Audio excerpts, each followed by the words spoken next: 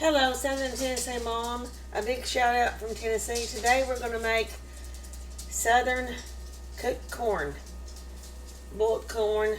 I've got, if you can see that, I have bicolor corn. Down here it's called peaches and cream corn. That's what this is. It's really good. But I filled it up halfway with hot water. I have a half a cup of sugar, and I have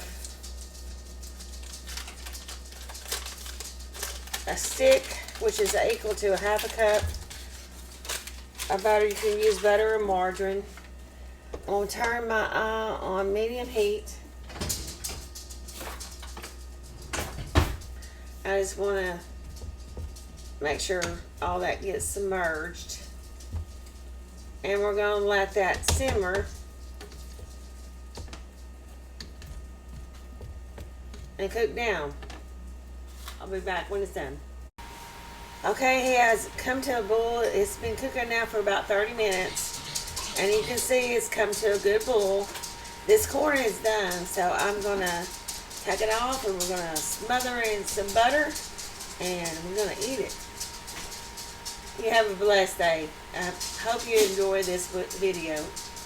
Let me know in the comments below if you like it. Have a blessed day. Good night.